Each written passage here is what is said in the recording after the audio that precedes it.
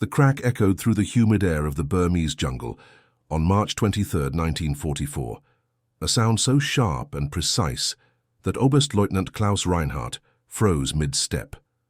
His hand shot up, halting the column of 217 men behind him. The jungle had fallen silent. No birds, no insects. Just the shallow breathing of soldiers who suddenly understood they were being watched. Reinhardt had spent 19 months fighting across 3 continents, and he knew the difference between a branch snapping and a rifle shot placed with surgical intent. This was the latter. Somewhere in that green maze, invisible and patient, was someone who had just sent a message. The bullet had passed exactly 3 inches from Reinhardt's head and struck the tree behind him at eye level. Not a miss, a warning. In that moment, Reinhardt faced an impossible choice. His orders were clear: advance to the river crossing and secure the bridge before Allied forces could destroy it. Command expected him there by nightfall, but his instincts, honed through countless firefights, screamed a different truth. This was not random fire. This was a hunter who had chosen not to kill him, and that restraint carried more threat than 1,000 bullets. Reinhardt's next decision would either validate his reputation as one of Germany's most tactically sound field commanders, or brand him a coward. He lowered his hand and spoke 2 words that would echo through military academies for decades. Stand down. The man behind that single shot was not supposed to be in Burma at all. Thomas Roy Hayworth had grown up in Broken Bow, Nebraska, where the most dangerous thing he had hunted was white-tailed deer in the sandhills north of town. His father ran a grain elevator, and his mother taught 3rd grade at the elementary school on Highway 92. Tom was the middle of 5 children, quiet by nature, more comfortable in the fields than in town. He learned to shoot at age 7 with his grandfather's Winchester Model 70, developing an uncanny ability to judge wind and distance without instruments. By the time he was 16, Tom could hit a prairie dog at 400 yards with open sights, a skill that impressed local farmers, but seemed utterly useless for anything beyond pest control. He graduated high school in 1939 with no particular plans beyond helping his father through harvest season. Then came December 7, 1941. Tom enlisted on December 8 at the recruiting station in Grand Island, standing in line for 6 hours with 73 other men from 3 counties. The recruiter looked at his lean frame and asked what he did back home. Tom said he shot coyotes for ranchers. The recruiter stamped his papers and wrote infantry in the assignment box. Basic training at Fort Benning tested Tom in ways he had not anticipated. The heat, the noise, the constant proximity to other men. He excelled at marksmanship, naturally, posting scores that made his drill instructors take notice.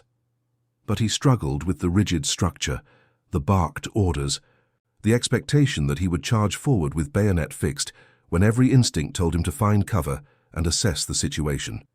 His bunkmates called him Ghost because he moved quietly and often disappeared during free time to clean his rifle or write letters home. Some thought he was soft, others thought he was strange. Nobody thought he was officer material. Tom did not mind. He had not joined the army to lead. He had joined because his country needed him, and he figured shooting at enemies was not much different from shooting at coyotes. He was wrong about that. After advanced infantry training, Tom expected assignment to Europe. The war there dominated the newsreels. Instead, in August 1942, he found himself on a transport ship heading west across the Pacific as part of the 5th Battalion, 18th Infantry Regiment, assigned to the China-Burma-India Theater. His unit was tasked with supporting British and Chinese forces fighting to keep supply lines open through Burma. Most Americans had never heard of the theater. It was a forgotten front, overshadowed by the Pacific Island campaigns and the European Crusade. Tom wrote to his mother that he was going somewhere with more trees than Nebraska and more rain than seemed possible. The Burma campaign was a nightmare of logistics and terrain.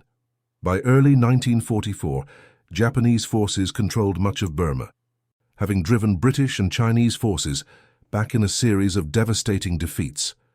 The Allies were attempting to reopen the Burma Road, the critical supply route to China, but the Japanese had learned to use the jungle as a weapon. They moved in small, disciplined units, striking supply convoys and melting back into the vegetation. Allied commanders struggled to adapt Western military doctrine to an environment where visibility was measured in feet, not miles, and where disease killed more men than bullets. Into this chaos came German advisors. Hitler had sent a small contingent of officers to assist Japanese forces, sharing tactical innovations and gathering intelligence on Allied jungle warfare capabilities. Among them was Oberstleutnant Klaus Reinhardt, a veteran of the Afrika Korps, who had distinguished himself in the Western Desert. Reinhardt commanded a composite unit of 70 German specialists and 147 Japanese infantry, tasked with disrupting Allied operations along the Manipur River. His orders for March 1944 were explicit. Secure the crossing at Tamu before Allied engineers could destroy it. Intelligence suggested the area was lightly defended. Reinhardt expected minimal resistance. Tom Hayworth had been in Burma for 18 months by the time Reinhardt began his advance. He had seen things that made him question whether he would ever sleep soundly again. Monsoons that turned trails into rivers, leeches that burrowed into skin, malaria that killed men in their sleep, firefights so sudden and violent that you could not tell friend from enemy in the smoke. But Tom had also discovered something about himself. The jungle did not frighten him the way it frightened others. Where his squadmates saw impenetrable chaos, Tom saw patterns, animal trails, wind direction, light and shadow. The skills his grandfather had taught him in the sandhills translated perfectly to this green hell.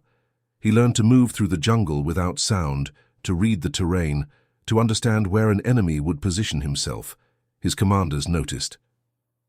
In November 1943, Tom was assigned to a specialized reconnaissance unit operating ahead of the main force. His job was simple: scout enemy positions, report back, avoid contact. Do not engage unless absolutely necessary. Tom was good at it. By March 1944, he had completed 41 reconnaissance missions without firing a shot. Mission 42 began on March 20, 1944. Tom and 3 other scouts were sent to observe the approaches to the Tamu crossing. Intelligence had picked up radio chatter suggesting enemy movement in the area, but nobody knew details. The scouts moved out before dawn, carrying minimal equipment. Tom had his Springfield rifle, 60 rounds of ammunition, a canteen, a compass, and a notebook. They traveled light because speed mattered more than firepower in reconnaissance work. By midday on March 21st, they had reached an observation point overlooking the main trail to the crossing. What they saw made Tom's stomach tighten: a column of enemy soldiers, far more than intelligence had predicted, moving with discipline and purpose. Tom counted carefully. 200, maybe 250 men, mixed German and Japanese units based on the uniforms, and they were moving fast, which meant they had a timeline. Tom's orders were clear: observe and report, do not engage. He sent 2 scouts back with the information, while he and Private Eddie Chen, a Chinese-American translator from San Francisco, stayed to monitor the column. The scouts would take at least 12 hours to reach headquarters and return with reinforcements. Tom and Eddie settled into their hide and waited. The German column moved with impressive efficiency. Reinhardt had trained his men well. They maintained noise discipline, posted flankers, and rotated point position every hour. But Tom noticed something else. They were following the trail exactly, not deviating, not scouting alternate routes. They were confident, maybe overconfident. Tom whispered to Eddie that these soldiers had not been in the jungle long enough to respect it. Eddie nodded. By nightfall on March 22nd, the column had made camp 4 miles from the crossing. Tom and Eddie repositioned closer, staying downwind, moving only when the wind masked their sound. They spent the night in a drainage ditch 70 yards from the German perimeter, listening to conversations they could not understand, watching sentries who looked bored. Tom thought about the bridge. If that column reached it before Allied engineers could wire the demolitions, the entire defensive line would collapse. Hundreds of men, maybe thousands, would be cut off. Tom had seen what happened to cut-off units in Burma. They died slowly, from starvation or disease or ambush. He thought about the 2 scouts carrying his report. They would not reach headquarters until sometime on March 23rd. Orders would have to be cut. Reinforcements would have to move. At best, help would arrive on March 24th. The Germans would reach the bridge by midday on March 23rd. Dawn on March 23rd brought a decision Tom had never wanted to make. The German column broke camp at first light, moving out in formation. Reinhardt was at the front, conferring with his Japanese counterpart. Tom watched through his scope as they pointed at a map and nodded. They knew where they were going and believed nothing stood in their way. Tom turned to Eddie and said something he had never said before in 19 months of combat. "I'm going to stop them." Eddie stared at him. "With what?" he asked. "We have 1 rifle and 60 rounds against 200 men. Tom did not answer immediately. He was calculating angles and distances and psychology. Finally he said, "I am not going to fight them. I am going to scare them." Eddie asked how you scare 200 soldiers with 1 bullet. Tom said, "You make them think there are 200 of us."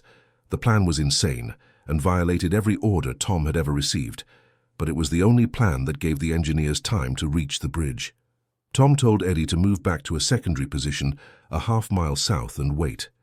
If Tom did not return by sunset, Eddie was to report what happened.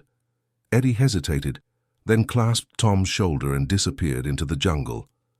Tom moved through the vegetation like smoke, positioning himself on a slight rise overlooking the trail. The German column would pass directly below him in approximately 20 minutes. He chose his firing position with care. Good cover, multiple escape routes, clear line of sight but concealed by vegetation. He checked his rifle, a Springfield 1903 that he had modified slightly, smoothing the trigger pull and adjusting the sights. The weapon had never failed him. He loaded a single round and waited. The sound of boots on the trail grew louder. Tom controlled his breathing, slowing his heart rate the way his grandfather had taught him during deer hunts. Do not think about the shot. Become the shot. The column appeared below him. Reinhardt was at the front, as Tom had expected. Officers who led from the front were predictable. Tom centered the crosshairs on Reinhardt's head, then adjusted 3 inches to the right. He wanted to miss but make it clear the miss was intentional. He exhaled slowly and squeezed the trigger. The crack of the Springfield shattered the jungle silence. The bullet passed so close to Reinhardt's head that the German commander felt the displacement of air. It struck a teak tree behind him at exact head height, burying itself 2 inches into the hardwood. The effect was immediate and more dramatic than Tom had anticipated. The entire column froze. Reinhardt's hand shot up in the halt signal. Soldiers dropped to crouching positions, weapons raised, eyes scanning the jungle. But there was nothing to see. Tom had already moved, sliding back from his position and circling to a new location 80 yards east. He could hear shouting in German, orders being barked. Reinhardt was pointing at the tree, examining the bullet hole. Tom watched through his scope as the German commander's face changed from shock to calculation. Reinhardt was thinking, processing, trying to understand what had just happened. A sniper that close should have killed him. The fact that he was alive meant something, but what? Tom waited 15 minutes, letting the tension build. The German column had gone to ground, spreading out, scanning for threats. They were no longer moving forward. They were defensive. Tom shifted to a third position, this time 110 yards south of the trail. He had a clear view of a Japanese officer who was arguing with Reinhardt, pointing forward, clearly advocating for continued advance. Tom loaded another round and fired. This bullet struck a rock 18 inches from the Japanese officer's foot, fragmenting and sending chips of stone against his boot. The officer jumped back, nearly falling. Now, there were 2 shots from 2 different positions. The tactical picture had changed. Reinhardt was no longer dealing with a lone sniper who had missed. He was dealing with multiple shooters who were choosing not to kill. Tom moved again, circling back north, creating the impression of a third shooter. He knew he had perhaps 2 more shots before the Germans would organize a proper response, send out flanking units, maybe call for artillery. He needed to make those shots count. He found a position on elevated ground with a view of the entire column. They had not moved forward. They had contracted into a defensive posture, which was exactly what Tom wanted, but they had not retreated either. Reinhardt was standing in consultation with 3 other officers, pointing at the jungle, clearly debating options. Tom could see the German commander's face even at this distance. It was the face of a man trapped between orders and instinct. Tom aimed carefully at the map one officer was holding and fired. The bullet tore through the map between two sets of hands, causing both officers to drop it and dive for cover. The map fluttered to the ground, a neat hole through its center. 3 shots, 3 positions, 3 messages that said, "We see you, we can kill you, but we have not." Reinhardt understood. Tom watched as the German commander gathered his officers and spoke for several minutes. There was disagreement. The Japanese officer was animated, clearly angry. But Reinhardt was firm. Finally, Reinhardt gave orders, and the column began to move. But they were not moving forward. They were turning around. Tom could scarcely believe what he was seeing. 217 men, well-armed and well-led, were retreating because of 3 bullets that had hit nobody. He stayed in position for another hour, watching the column move back up the trail, watching until they disappeared from view. Only then did he allow himself to breathe fully. His hands were shaking. He had fired 4 shots in combat before this day, all in defensive situations, all at targets trying to kill him. Today he had fired 3 shots at targets he chose not to kill, and those 3 shots had accomplished what a battalion might have struggled to achieve. He made his way back to where Eddie was waiting. The younger man's eyes were wide. "Did you do it?" Eddie asked. Tom nodded. "They are gone." Eddie asked how many he had killed. Tom said none. "I did not kill anyone. I just made them think we were everywhere." The 2 scouts returned to their unit on March 24th, reporting the German withdrawal. Their commanding officer, Captain James Wardlow, listened to Tom's account with increasing disbelief. "You fired 3 shots and they retreated," Wardlow repeated. Tom confirmed it. Wardlow asked why Tom had engaged at all given explicit orders to avoid contact. Tom said he had made a judgment call based on the tactical situation. The bridge was undefended. The Germans would have taken it. He bought time for the engineers. Wardlow stared at him for a long moment, then said, Tom was either going to be court-martialed or decorated, and he was not sure which. 3 days later, a patrol confirmed that German and Japanese forces had withdrawn to positions 12 miles north of the crossing. The bridge was wired and demolished on March 27th, denying the enemy a critical route. Allied forces held the line. Wardlow filed a report describing the incident, noting that Private Hayworth had acted without authorization, but had achieved strategic success through unconventional means. The report made its way up the chain of command, generating considerable debate. Some officers argued Tom had violated direct orders and set a dangerous precedent. Others argued he had shown initiative and tactical brilliance. The matter was eventually resolved bureaucratically. Tom received a formal reprimand for disobeying orders and simultaneously received a commendation for meritorious service.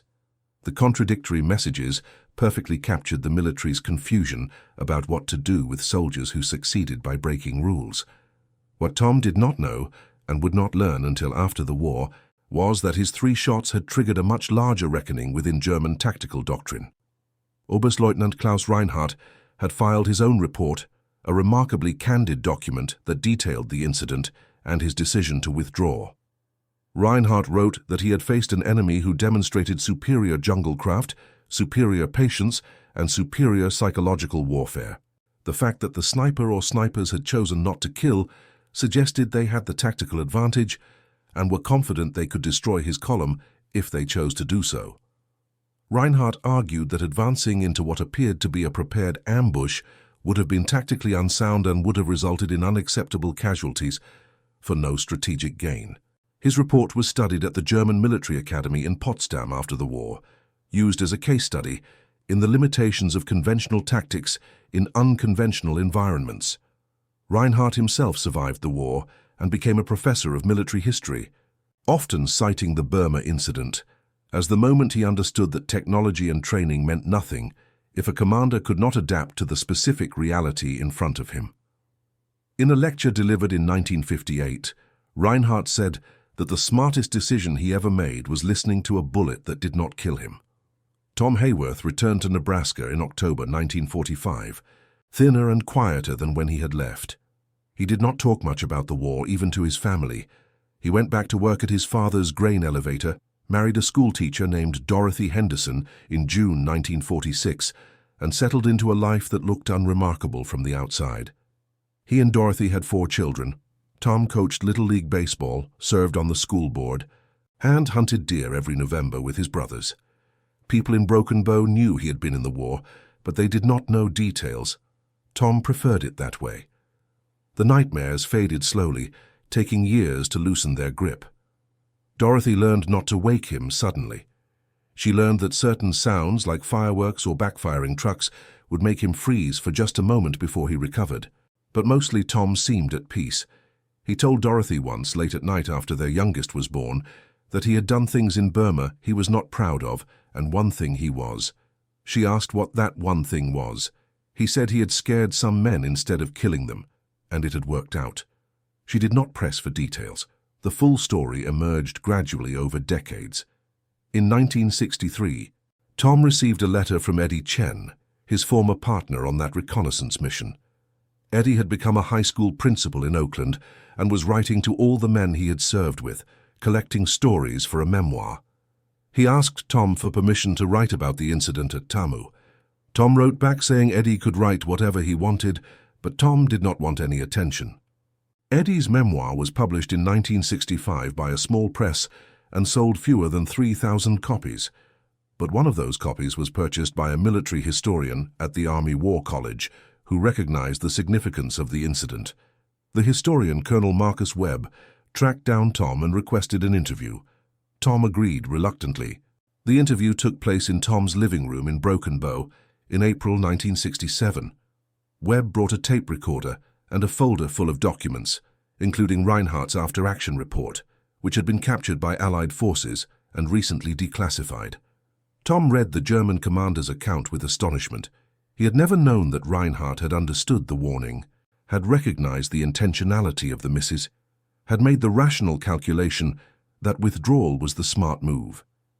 Tom had always assumed he had just gotten lucky, that the Germans had retreated for reasons unrelated to his shots. Webb told him that was not the case at all. "Your 3 shots saved the bridge and possibly saved hundreds of lives," Webb said. "And you did it by showing mercy instead of lethality. That is brilliant psychological warfare." Webb's analysis was published in a military journal in 1968 under the title Restraint as a Tactical Weapon, a case study from the Burma campaign. The article argued that Tom's actions demonstrated an advanced understanding of asymmetric warfare principles that would not become widely accepted military doctrine until decades later. By choosing not to kill, Tom had created uncertainty and fear far more effectively than if he had killed 1 or 2 soldiers and provoked a vengeful response. The article caught the attention of instructors at Fort Benning, where it was incorporated into advanced infantry training courses.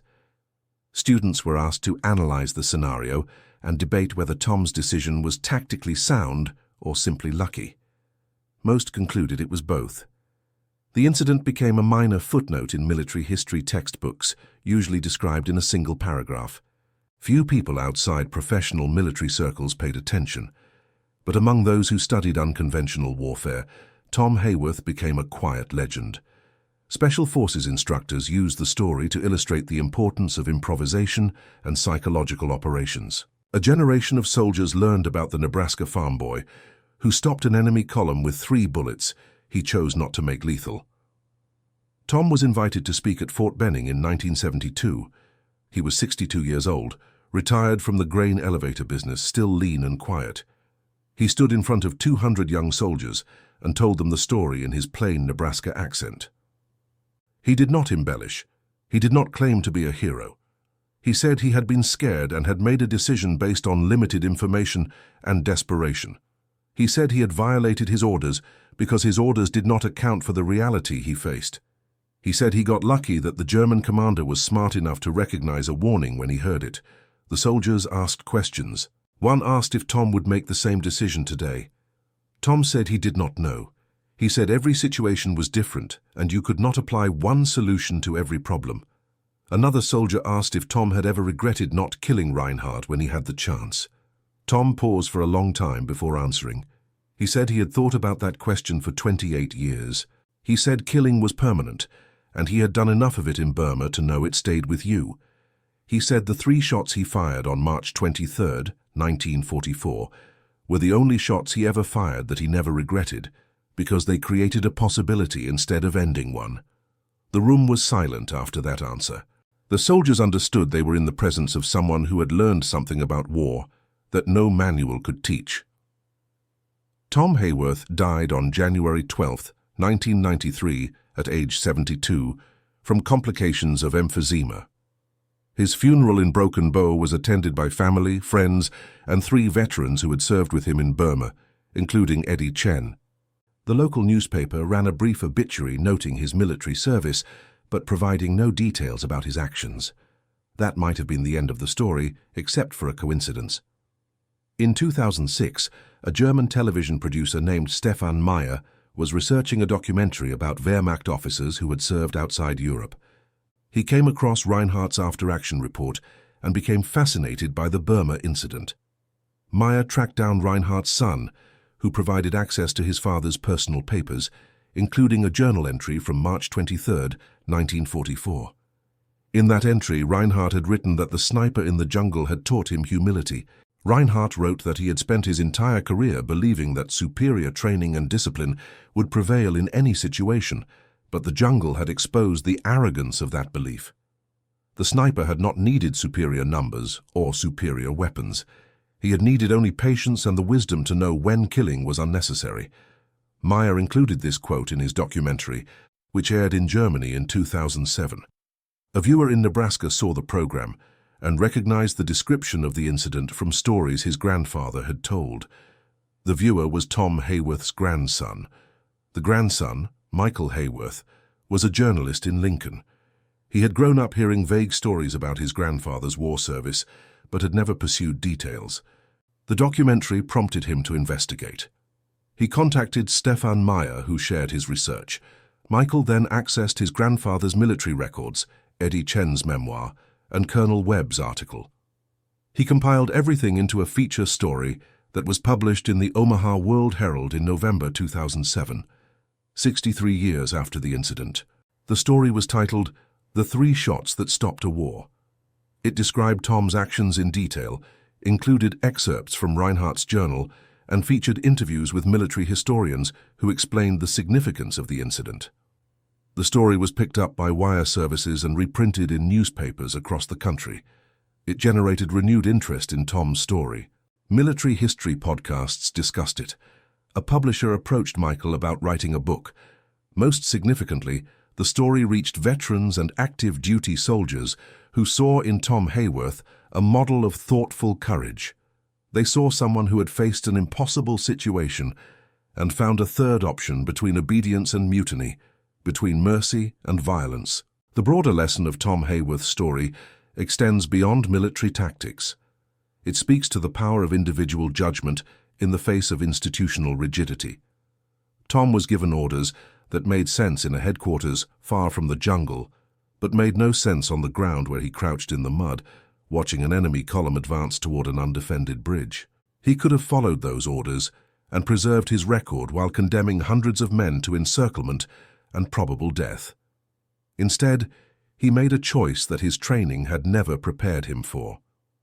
He improvised a solution that combined his unique skills with an understanding of human psychology. He bet that the enemy commander would be rational and would recognize an intentional warning when he saw it. That bet paid off not because Tom was lucky, but because he understood something fundamental about warfare. Fear is more powerful when it comes from the unknown. 3 bullets from invisible positions created the impression of overwhelming force. The imagination of the German soldiers filled in the gaps, seeing snipers in every shadow, assuming a prepared ambush, calculating odds that did not exist. Tom had weaponized uncertainty. This principle has been studied and applied in military operations ever since. The idea that restraint can be more tactically effective than overwhelming force has become a cornerstone of modern counterinsurgency doctrine. Special operations forces train extensively in psychological operations that seek to achieve objectives without kinetic action. The goal is to shape enemy behavior through demonstration of capability rather than through destruction.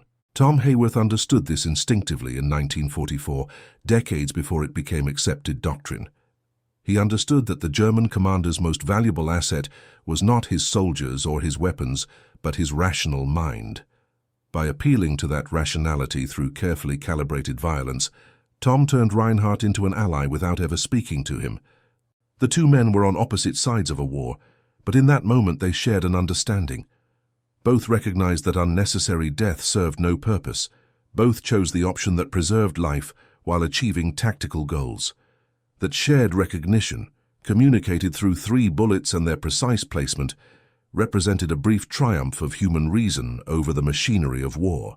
The story of those 3 shots continues to resonate because it challenges simplistic narratives about courage and obedience. We are taught to admire soldiers who charge into danger, who sacrifice themselves for their comrades, who follow orders even when those orders lead to death. These are valid forms of courage. But Tom Heyworth demonstrated a different kind of courage, one that required him to trust his own judgment over the judgment of commanders who were not present, to act alone without support or authorization, to risk court-martial for doing what he believed was right. His courage was intellectual as much as physical. It required him to solve a problem that had no textbook solution, to improvise under pressure, to make a decision in seconds that would be analyzed for decades, and perhaps most remarkably, it required him to choose mercy when killing would have been easier and more in line with expectations. Every soldier in Burma carried the weight of kill or be killed. Tom carried the additional weight of asking whether killing was necessary in that specific moment. His answer was no, and he found a way to make that answer work. The final irony of Tom Heyworth's story is how little it changed his life. He received no significant recognition during his lifetime. He was not promoted. He did not become a military instructor or consultant. He returned to Nebraska and lived as he had always intended to live, quietly and without pretension. His heroism did not need validation because it was not performed for validation. It was performed because the situation demanded action, and Tom was the only person in position to act. This modesty, this rejection of the hero narrative, is itself instructive. Tom never claimed to be special. He insisted he had simply done what needed doing with the tools available. But that humility obscures the profound truth of what he accomplished. He stopped an enemy advance without firing a lethal shot. He saved a bridge and possibly hundreds of lives through an act of controlled aggression that demonstrated both his capability and his restraint. He showed that warfare, even in its most desperate moments, allows for choices beyond killing or dying. Those choices require creativity and courage, but they exist. Tom found one such choice in a Burmese jungle on March 23, 1944, and in finding it, he proved that one person with clarity of purpose can alter outcomes that institutions cannot. What shocked you most about this story? Was it Tom's willingness to disobey orders? Was it Reinhardt's rational decision to retreat? Was it the fact that 3 bullets could accomplish what battalions might not? Or was it the realization that this act of mercy and tactical genius went almost entirely unrecognized for decades? Share your thoughts in the comments below. If this story moved you, share it with someone who needs to hear it. Stories like Tom Heyworth's remind us that history is not only made by generals and politicians, it is made by individuals who find themselves in the right place at the right time, with the courage to act according to their conscience rather than their orders.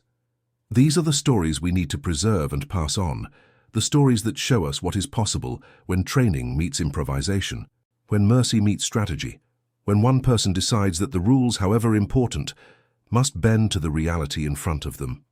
Tom Heyworth bent those rules on a jungle trail 79 years ago, and the echo of those 3 shots still teaches us today.